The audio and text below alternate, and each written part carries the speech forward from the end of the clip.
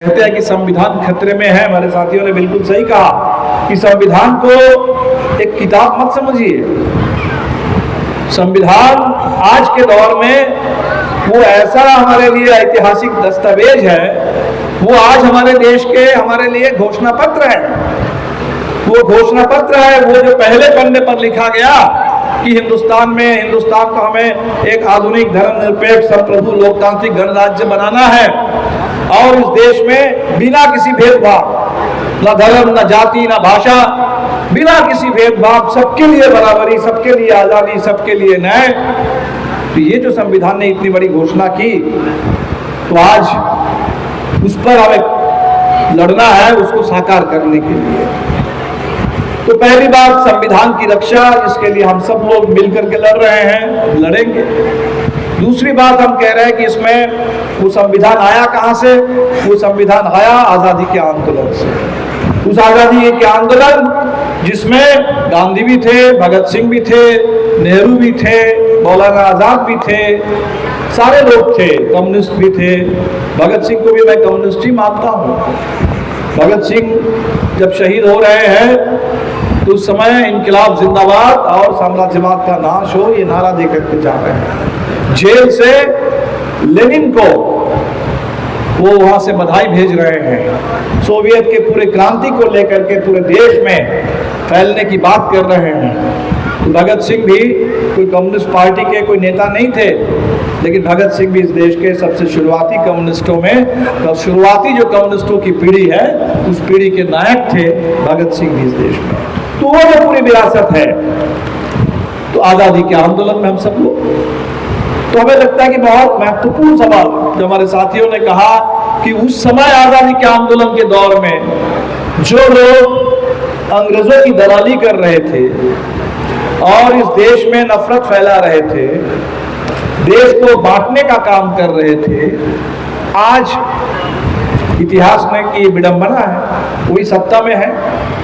और सत्ता में रह करके वो जो उनकी आदत है, जो परंपरा है, हम अपनी परंपरा के हिसाब से चल रहे हैं, वो भी अपनी परंपरा के हिसाब से चल रहे हैं। उनकी परंपरा उस दौर में अंग्रेजों के मुखबिरी करने, दलाली करने, देश में नफरत फैलाने, देश को बांटने की थी।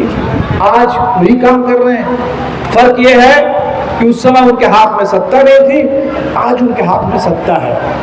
सत्ता में बैठ करके सत्ता का पूरा उपयोग इस बात के लिए अब कर रहे हैं। और इसीलिए आज हम देख रहे हैं कि आज वो सारी आज़ादी हमारी खत्म हो रही है। बोलने की आज़ादी, लिखने की आज़ादी, कुछ भी बोलो तो जेल में डाल देंगे, मार देंगे। ये जो अमित शाह कल जो आपने सुना कि छत्तीसगढ़ में इतने लोगों की हत्या हुई, एक ऑपरेशन चल रहा है।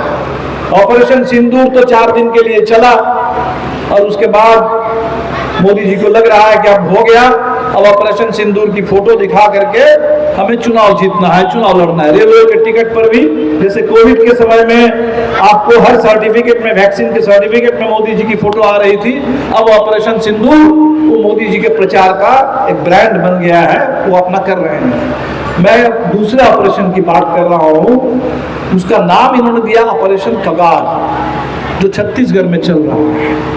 और उस ऑपरेशन में इन्होंने क्या कहा कि 2026 के मार्च तक हमें इस देश को माओवादियों से मुक्त कर देना है, सारे माओवादियों को खत्म करना है।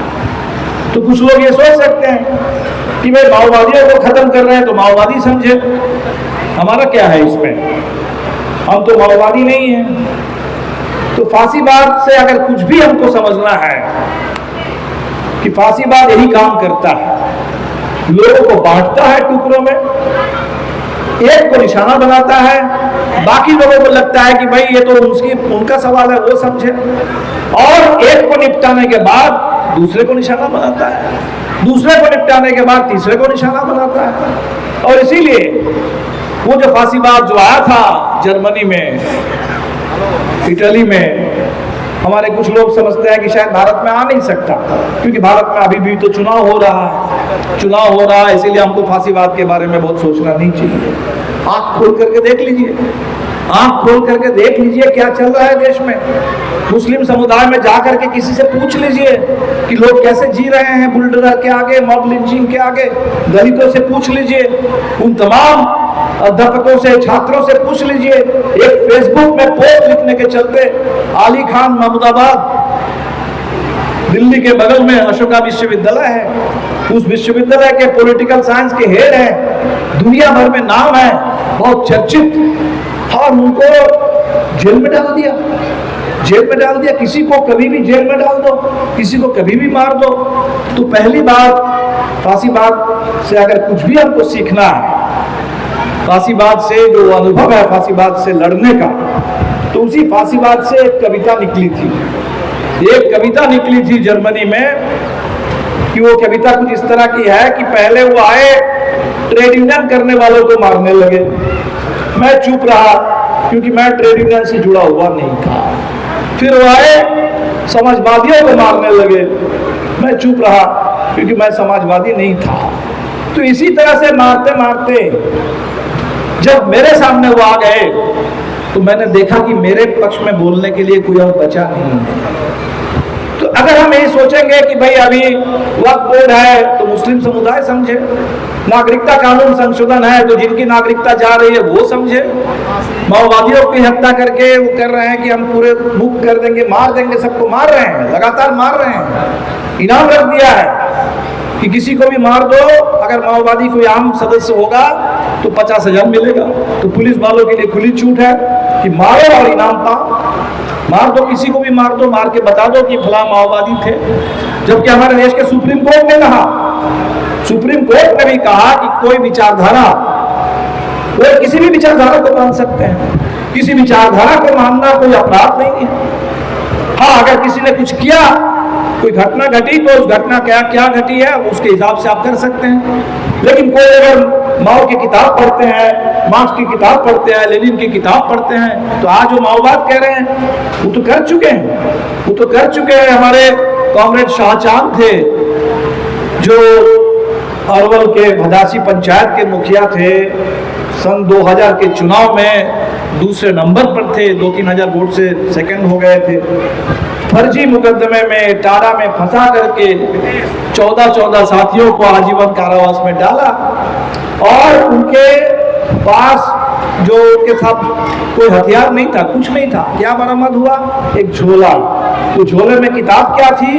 कम्युनिस्ट घोषणा पत्र। और उसको बता दिया कि आतंकवादी साहित्य है। और समझ लीजिए कि अगर कम्युनिस्ट घोषणा पत्र को, हम कम्युनिस्ट आंदोलन की बात कर रहे हैं, कल ये कह देंगे कि कम्युनिस्ट घोषणा पत्र आतंकवादी साहित्य है, और घर में कम्युनिस्ट घोषणा पत्र रखने वाले, पढ़ने वाले, उनको हम जेल में डालेंगे, तो आप क्या करिए? इसीलिए हमें लगता है कि आज हमारे सामने सबसे जो बड़ा सवाल है कि फांसीवाद से लड़ने के लिए ये जो अलग अलग लोगों को यहाँ इस बहाना बना करके, वहाँ कोई और बहाना बना करके ये जो मार रहे हैं, तो हमें सबके साथ एकजुट होकर के लड़ना पड़ेगा। सबसे बड़ा सवाल कि देश में एकजुटता, ये एकता, ये एकजुटता बहुत बड़ा सवाल है। और इसी आज़ादी के आंदोलन ने भी हमें यही सिखाया था। आज़ादी के आंदोलन जिसकी संगठित शुरुआत 1857 में हुई, जिसको अंग्रेजों के खिलाफ हम कहते हैं कि स्वतंत्रता की पहली लड़ाई, और उस पहली लड़ाई से भी एक जबरदस्त गीत निकला था।